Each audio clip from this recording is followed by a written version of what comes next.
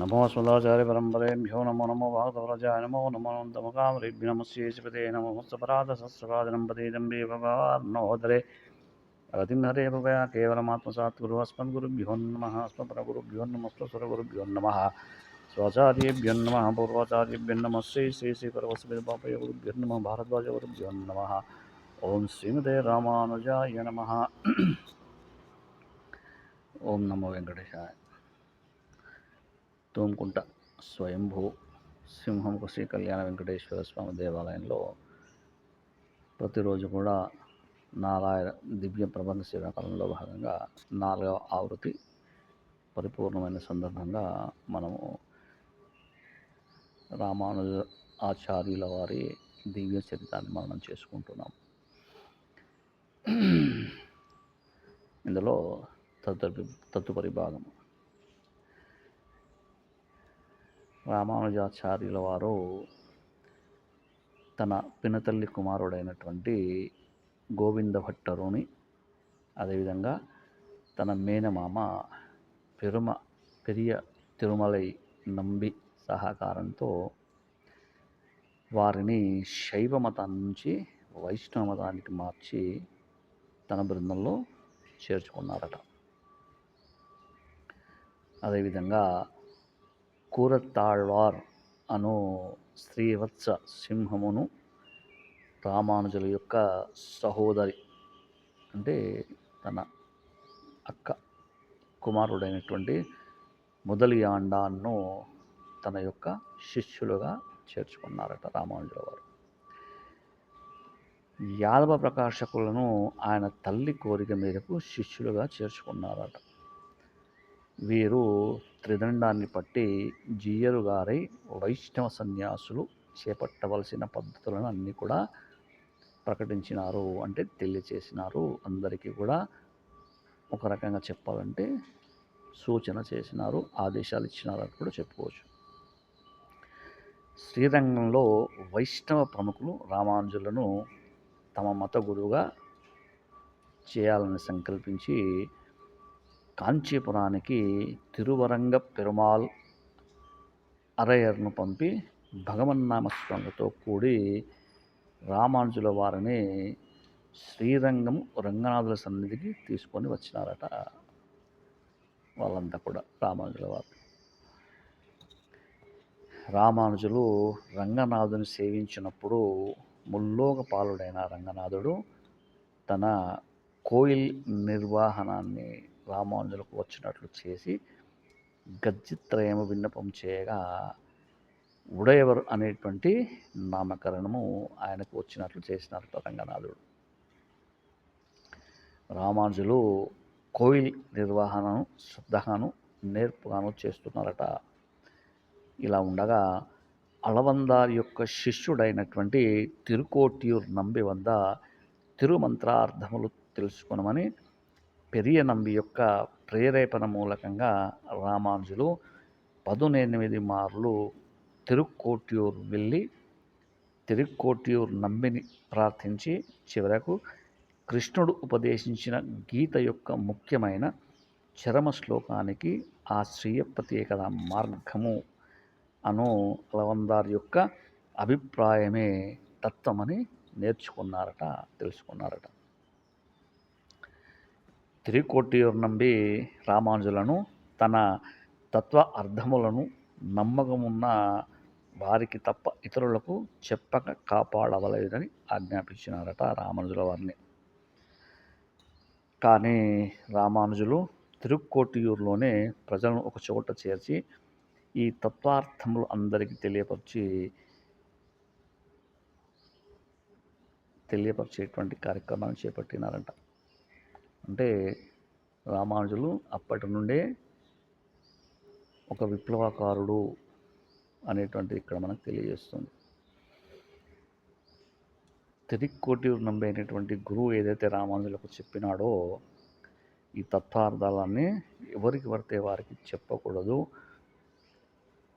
నమ్మకమున్న అత్యంత విశ్వసనీయులైన వారికి మాత్రమే చెప్పాలి అని చెప్పినటువంటి తత్వార్థములను గురువు ఆజ్ఞను కాదని గురువు ఆజ్ఞను ధిక్కరించి రామానుజులు ఏం చేసినారట, ప్రజలందరినీ కూడా ఒక చోట చేర్చి అందరికీ కూడా తెలియపరచడం మొదలుపెట్టినారట. దీన్ని తెలుసుకున్న తిరుక్కొట్టియార్ నమ్మి తన ఆజ్ఞను ఉల్లంఘించినందుకు రామానుజులను ఏమన్నాడట, నరకానికి పోతావరా రే నువ్వు అని చెప్పేసి అన్నాడట. దానికి రామానుజుల వారు ఏమంటున్నారో తెలుసా? దానికి నేనొక్కడు నరకమునకు పోయినా పర్వాలేదు, ఇంతమంది ప్రజలు పరమపదానికి పోయేటువంటి దారి తెలుసుకుంటున్నారు కదా, ఇంతమంది కోసము నేనొక్కడిని నరకానికి పోయినా పర్వాలేదు అనేటువంటి ఒక సామాజిక స్పృహని ఆనాడే రామానుజుల వారు ప్రకటించినారు. అందుచే మీ ఆనతిని నేను ధిక్కరించినాను అని చెప్పేసి చెప్పినాడట. దానికి ఆ గురువు గారు కూడా శాంతించి కోపాన్ని కూడా చల్లబరుచుకొని రామానుజుల యొక్క సౌహృదయను తెలుసుకొని ఇతనిని ఎంబెరుమానారే అని చెప్పేసి నామకరణం చేస్తూ ఆలింగనం చేసుకున్నారట ఆప్యాయంగా, ప్రేమతో. దీనివల్ల రామానుజులకు ఎంబెరుమానార్ అని నామకరణం జరిగింది. రామానుజుల వారిని ఎంబెరుమానార్ అని ఎందుకు అంటారు అంటే ఇందులకి అంటే తనకు తెలిసిన తత్వార్థాలను ఎవరికి కూడా చెప్పకూడదు అని గురువు చెప్పినటువంటి ఆజ్ఞను కూడా ధిక్కరించి ఆ తత్వార్థాలను ప్రజలందరికీ కూడా తెలియజేయడం వల్ల రామానుజుల వారికి ఎంబెరుమానార్ అనేటువంటి నామకరణం కూడా వచ్చింది అని చెప్పేసి ఇక్కడ మనం తెలుసుకుంటాం. ఎంబెరుమానార్ వ్యాసుని యొక్క బ్రహ్మసూత్రములకు బోధాయనుడు చేసిన భాష్య గ్రంథములలో చెప్పబడిన మతములను అనుసరించి ఆళ్వార్లు, నాథమునులు, ఆళవందార్ మొదలగు పూర్వులు ఆచరించిన విశిష్ట అద్వైత సిద్ధాంతములను బాగా ప్రచారం చేసినారు. ఏం చేసినారు ఎంబెరుమానార్? భాష్య గ్రంథాల్లో చెప్పబడిన మతాలను అనుసరించి ఆల్వార్లు, అదేవిధంగా నాదమునులు, అదేవిధంగా అళవందార్లు మొదలగు పూర్వులు ఆచరించినటువంటి విశిష్ట అద్వైత సిద్ధాంతాలు ఏవైతే ఉన్నాయో వాటిని బాగా ప్రచారం చేయడం మొదలుపెట్టినారట రామానుజుల వారు. ఈ సిద్ధాంతములకు మారుపడిన బుద్ధ, క్షమణ, అద్వైతులు మొదలగు అనేకులను కూడా తన వాద చాతుర్యం వలన జయించి వారిని కూడా వైష్ణవులుగా మార్చి విశిష్ట అద్వైతాన్ని బాగా పెరిగినట్లుగా చేసినారంట. బాగా ప్రచారం తీసుకొచ్చి వాటిని పెంచుతూ పోతున్నాడట. వీరు భారతదేశంలో అనేక దిక్కులకు వెళ్ళి బాగా విశిష్ట అద్వైత మత ప్రచారం చేస్తూ అనేక దివ్య దేశాలను కూడా దర్శించడం జరిగింది. శ్రీరామానుజులు ఇంకా తమ మత వ్యాప్తికి గాను 74 సింహాసనాధిపతులను నియమించి అన్ని దిక్కుల మతము వ్యాపించినట్లు చేసినారట. ఎన్ని ఆసనాలు ఏర్పాటు చేసినారు? 74 మతాలను, సింహాసనాలను ఏర్పాటు చేసి వ్యాపించినట్టుగా ఆయన చేసినాడట. శ్రీయప్పతి అను మహాసముద్రంలో నమ్మాల్వార్ అను కాలమేఘం ఏర్పడి ఆ శ్రీయప్పతి అను భగవంతుని దివ్య కళ్యాణ గుణములకు నీరు త్రాగి నాదమునులను మేరు పర్వతం మీద కురిసి ఉయ్యకొండార్, మనక్కాళ్ళంబి అను జలపాతముల మూలంగా అళవందార్ అను చెరువులు చేరి రామానుజులైన వీరనారాయణపురములో సరోవరంలో వచ్చి ఉండి రామానుజుల శిష్యులైన వీరనారాయణపురములోని సరోవరంలో 74 కాలువల వంటి పెద్దల మూలంగా ఈ భూమండలమగు పొలములో నీరు పాయును అని ఈ యథార్థము పెద్దలు చెప్పినారు. ఎంత పెద్ద గ్రంథం ఉంది చూడండి. ఇక్కడ శ్రీయప్పతి అనేటువంటి ఒక మహాసముద్రంలో ఒక కాలమేఘం అంట. ఎవరు? ఆయన నమ్మాల్వార్ సముద్రంలో ఒక కాలమేఘం అంట. అక్కడ ఏర్పడి ఆ యొక్క శ్రీయప్పతి అనేటువంటి భగవంతుని దివ్యమైనటువంటి కళ్యాణ గుణాలను అనేటువంటి నీరును తాగి ఆ నాదమునులు మేరు పర్వతం మీద కురిసి బాణ కురిచి ఉయ్యకొండార్ మనక్కాల్ నంబి అను జలపాతముల మూలంగా అవి జలపాతములుగా ఏర్పడి అక్కడ కురిసి అలవందార్ అను చెరువులో చేరినాయంట. ఆ జలపాతాలన్నీ కూడా ఎక్కడ చేరినాయి? అలవందార్ అనేటువంటి చెరువులో, అంటే అలవందార్ అనేటువంటి ఒక ఆళ్వార్ చెరువులో చేరినాయట. అక్కడ రామానుజులైన వీరనారాయణపురములో, రామానుజులు ఎవరు ఇక్కడ? వీరనారాయణపురంలో ఒక సరోవరంలో వచ్చి ఉండి అన్నీ కూడా ఎక్కడ చేరినాయి? సరోవరంలో, అంటే అక్కడ ఒక ఆశ్రమంలో చేరినాయి. వీరనారాయణపురంలో ఒక ఆశ్రమంలో చేరినాయి. రామానుజుల శిష్యులైన వీరనారాయణపురంలోని సరోవరంలో అందరూ కూడా వీరనారాయణపురం అనేటువంటి రామానుజుల శిష్యులైన సరోవరంలో 74 కాలువల వంటి పెద్దల మూలంగా, అంటే ఇందాక అనుకున్నాం కదా 74 సింహాసనాలు ఏర్పాటు చేసినాడని, అదే ఇది 74 కాలువల వంటి పెద్ద మూలంగా ఒక భూమండలము పొలములో నీరు పాయును. అంటే 74 భూమండలంలో 74 సింహాసనాల ద్వారా ప్రపంచమంతా కూడా వీరు విశిష్టాద్వైతం అనేటువంటి నీరును పారిస్తూ ఉన్నారు. దానివల్ల రకరకాల శుభాలు జరుగుతాయి. పంటలు కావచ్చు, దాహార్తి కావచ్చు, విద్యార్థి కావచ్చు, ఇవి తీరుస్తున్నారు అనేటువంటిది పెద్దలు చెప్తారు అనేటువంటిది ఇక్కడ మనం తెలుసుకుంటున్నాం. శ్రీ రామానుజులు శ్రీ అలవందార్లు శిష్యులైన పెరియ నంబి ద్వారా పంచ సంస్కారము రహస్యత్రయమైన మూలమంత్రములు నేర్చుకున్నారట. వెనుక తిరుక్కొట్టియూరునకు 18 పర్యాయాలు వెళ్ళి తిరుక్కొట్టియూరు నంబి ద్వారా మంత్రార్థము గ్రహించినారట రామానుజులు. తిరుమలలోని పెరియ తిరుమల నంబి ద్వారా 18 పర్యాయములు రామాయణ అర్థములను శ్రవణం చేసినారట రామానుజులు. శ్రీరంగంలోని తిరుమాలయ్యాండాను ద్వారా తిరువాయముజి సారార్థములను కాలక్షేపం చేసుకున్నారట రామానుజులు. తిరువరంగ పెరుమాల్ అరయల్ అనేటువంటి మహానుభావుల ద్వారా చరమ పర్వంచ అనబడు విషయాన్ని కూడా నేర్చుకున్నారట రామానుజులు. ఈ రీతిగా రామానుజులు పంచాచార్య పదాశ్రితులైనారు. రామానుజులు పంచాచార్య పదాశ్రితులైనారు అంటే 5 గురువుల వద్ద చరిత్రం చేసినారు అనేటువంటి మనం తెలుసుకునేటువంటి నిగూఢ రహస్యం అని చెప్పుకోవచ్చు. రామానుజులు పిల్లయ్యురంగా విల్లిదాసర్ అను వేటగానిని కావేరిలో స్నానమాడించి తనతో సమానముగా చేతులు కలిపి పిలుచుకొని పోయినది. తర్వాత తొండనూరులో హరిజనులను తిరునారాయణపురం కోవిలకు పిలుచుకొని పోవుటయు వైష్ణవులకు జాతి కట్టుబాట్లు లేవని తెలుపుటకు నిర్ధారణములు. మనం చాలాసార్లు కూడా చెప్పుకున్నాము, వైష్ణవులకు జాతి మత భేదములు ఉండవు, అందరూ సమానమే, అందరినీ కూడా ఒకే దృష్టితో వైష్ణవులు చూస్తారు అని మనం చెప్పుకున్నాం. దానికి రామానుజు వారు వేసిన బాటలే మనకు మార్గనిర్దేశనాలు. ఆయనకు వచ్చినటువంటి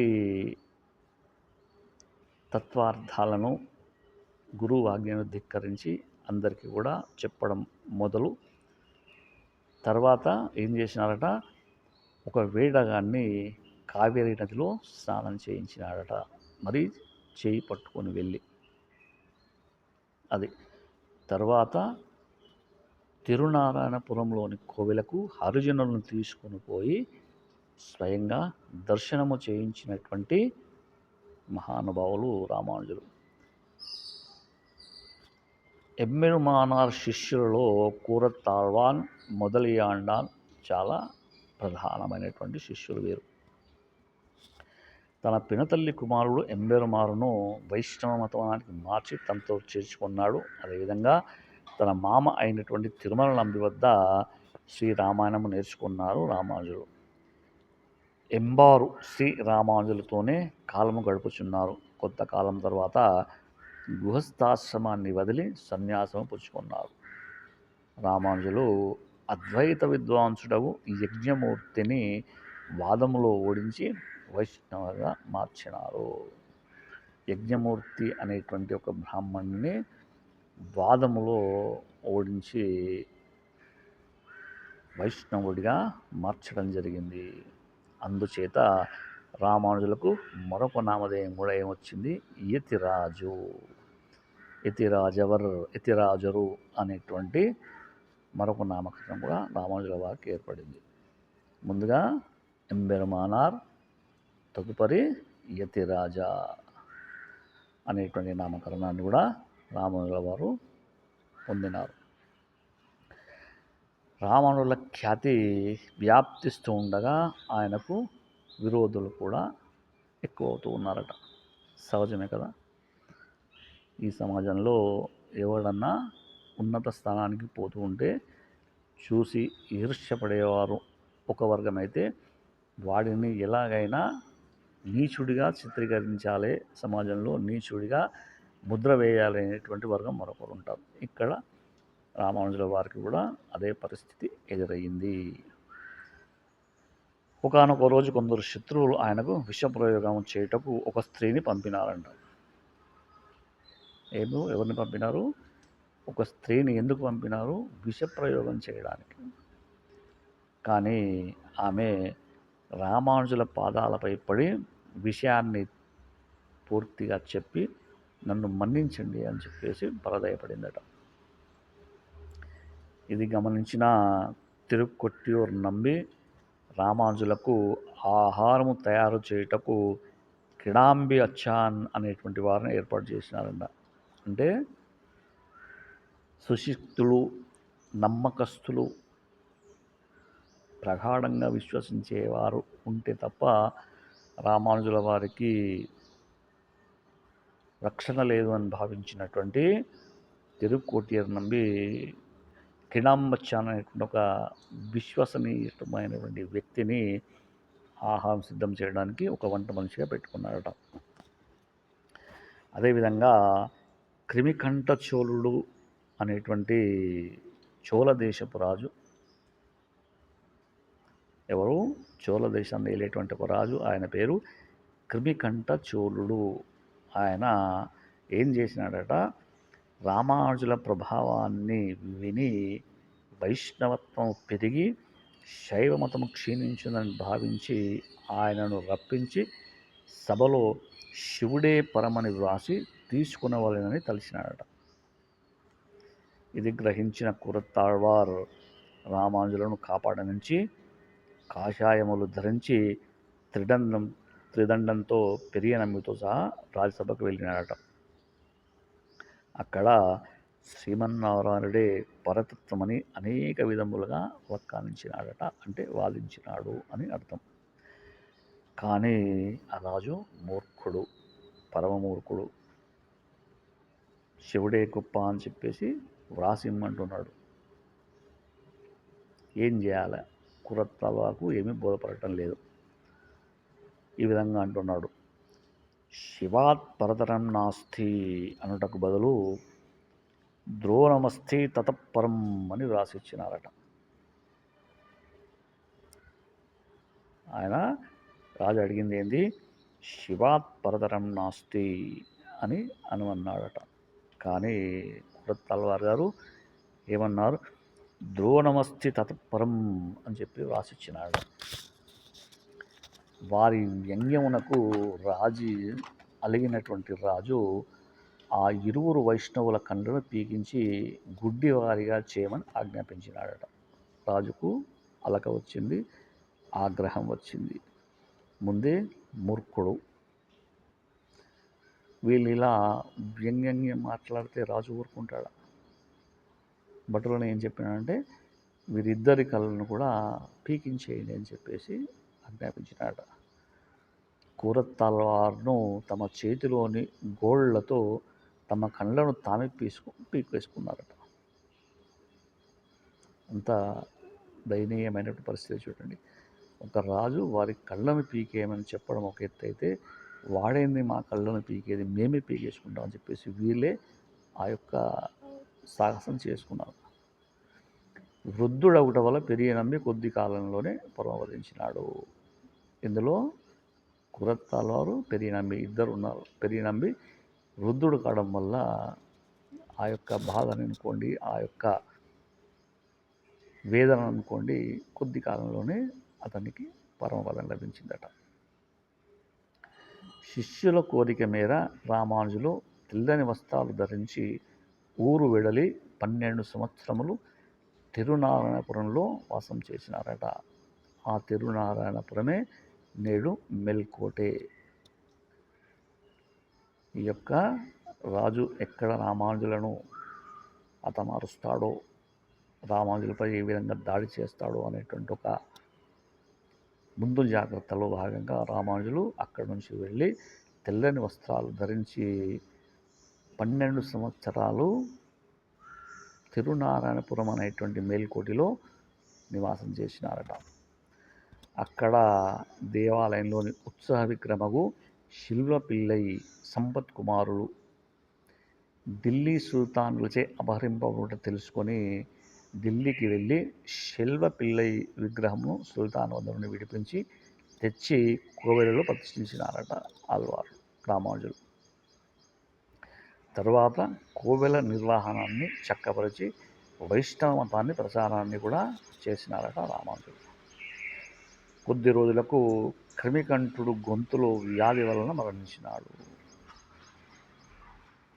కొద్ది రోజుల తర్వాత క్రిమికంఠుడు వ్యాధి వల్ల మరణించిన పిదప శ్రీరామానుజులు శ్రీరంగానికి విచ్చేసినాడట. క్రిమికంఠుడు అనేటి చోళరాజు, వాడికి కాలం మూడింది, చచ్చిపోయినాడు. తర్వాత ఇంకా మనకు సేఫ్టీ, ఒక క్రూరుడు, ఒక మూర్ఖుడు చనిపోయినాడని తెలిసినటువంటి రామానుజులు తిరిగి శ్రీరంగానికి విచ్చేసినారట. కూరత్తాళ్వార్నకు రామానుజులు బాహ్య నేత్రములు ఇచ్చేదనగా వలదనే చెప్పినాడట.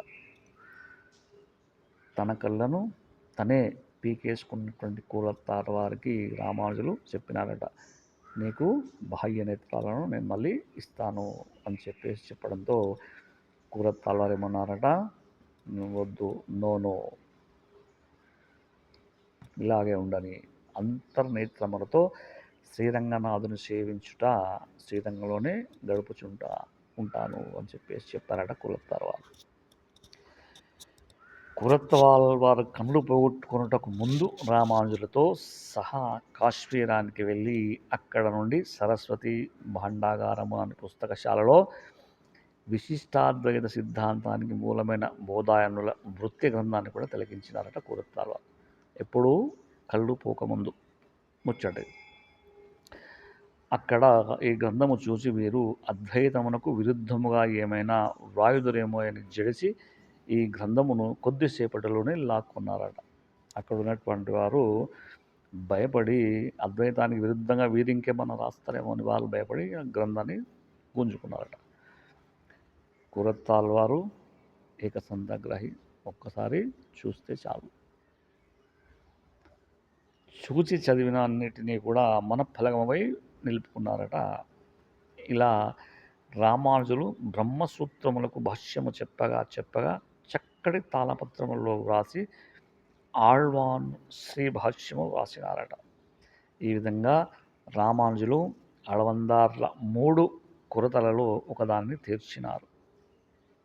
రామానుజులకు అళవందార్లు ఏం చెప్పినారు, మొట్టమొదలే ముందుగా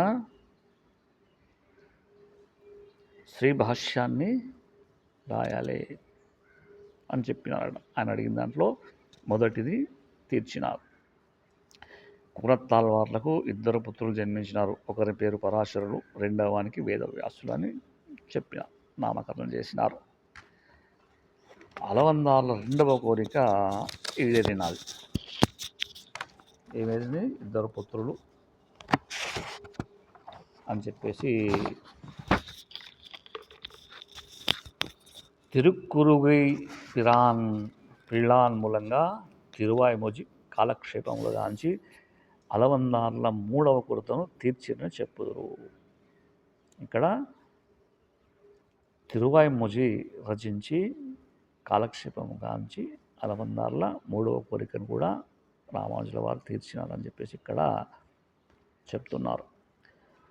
తిరుమలలో ఉండేటువంటి మూర్తి నారాయణుడి అని నిర్ధారణ చేసినారట రామానుజులు. శ్రీనివాసునకు శంఖచక్రము సమర్పించినటువంటి అదృష్టాన్ని కూడా రామానుజులే పొందినారు అని చెప్పేసి మనకి ఇక్కడ తెలియజేస్తున్నారు.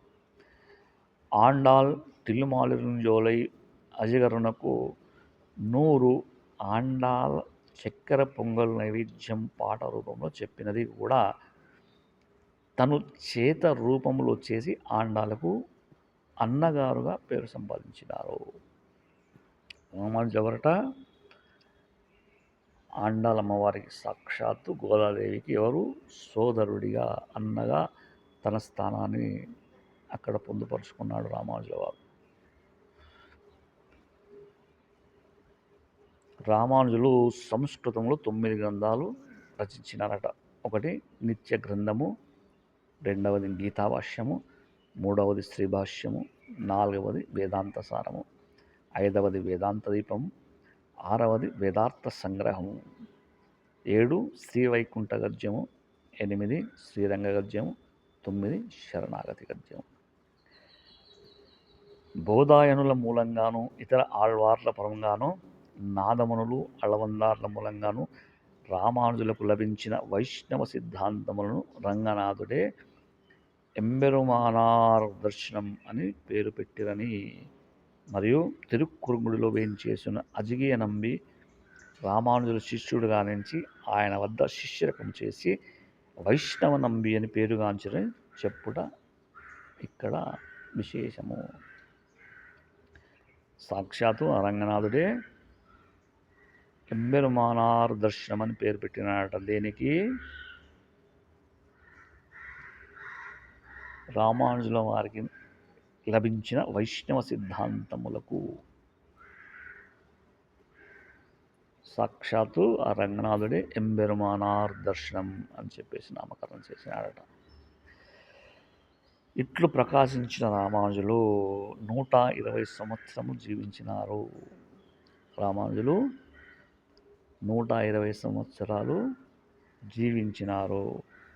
తన అవసాన దశలో మొదలియాండాన్ కోరిక మేరకు లోహముతో తన ప్రతిమ చేయించి తన జన్మస్థలము శ్రీ పెరంబదూరులో కోయిల్ ఏర్పాటు చేసి ప్రతిష్ఠించుటకు అనుమతి ఇసిగినారు.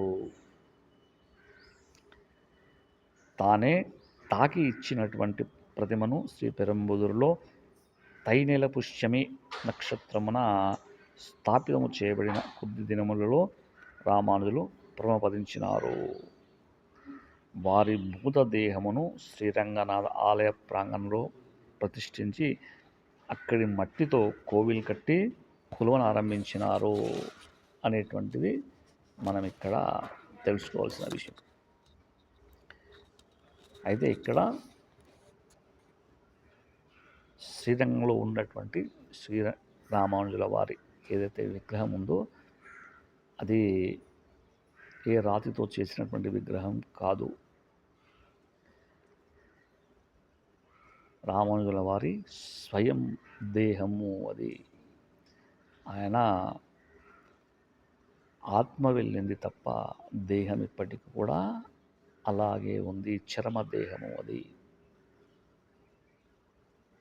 ఆ చర్మదేహాన్ని ఏమాత్రం కూడా చెదరకుండా శిథిలమవ్వకుండా ఇప్పటికి కూడా ఇంకా సురక్షితంగా ఉంది అనడానికి మనకి ఇప్పటికీ కూడా ఆ దేవాలయంలో రామానుజుల వారి విగ్రహం మనకు కనపడుతూ ఉంటుంది. దర్శనం చేసుకోవచ్చు. అంటే రామానుజుల వారు ఎంతటి విద్వత్తు మహిమ కలవారో దీన్ని బట్టి మనము తెలుసుకోవచ్చు. కాబట్టి రామానుజుల వారిని సేవించుకుందాం, ఆయన చూపిన మార్గంలో నడుద్దాం, ఆయన అనుగ్రహాన్ని సర్వదా పొందుదాం. శ్రీరామానుజతిభ్యో నమః. எம்பெருமானாரே சரணம் சரணம் பிரபச்சே.